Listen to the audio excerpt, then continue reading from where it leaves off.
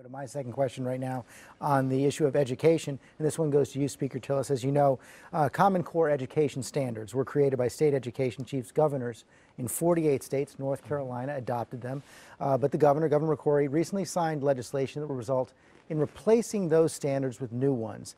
I know you've said you oppose the Common Core standards, but do you support any national education standards? Of course we have to have standards. We need to know how our kids in North Carolina are matching up against the other states and other nations. What I oppose is a bureaucracy, the Department of Education, that was not created until 1980, after I graduated from high school, with 5,000 bureaucrats making on average $102,000 a year, stifling what teachers want to do in the classroom.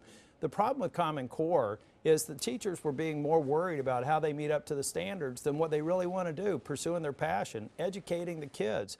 Common Core, No Child Left Behind, Race to the Top, all had strings attached to them. The federal government spends about 15% of our funding comes from the federal government, but the government is controlling the classroom.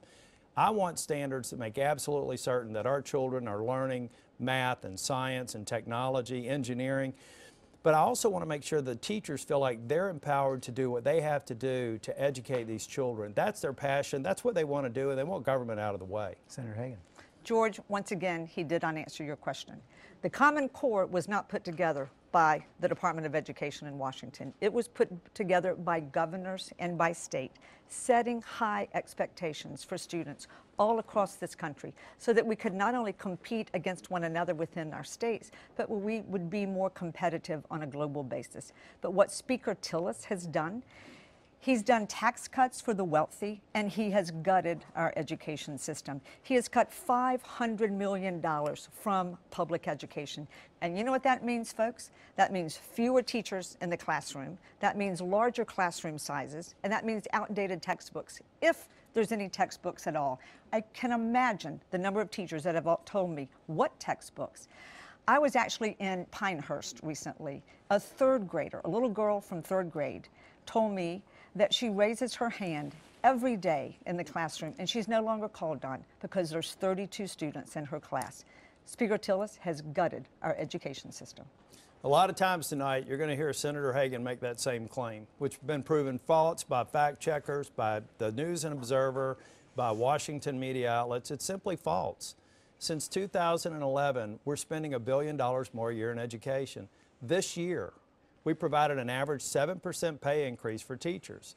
We had to catch up the newer teachers because they were getting behind and we weren't competitive with our neighboring states. Next year, we're going to give them another 7% raise. That's what we're doing to turn education around.